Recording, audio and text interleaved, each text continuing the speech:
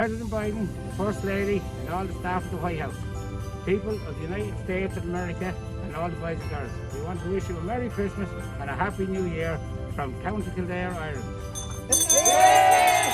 Merry Christmas!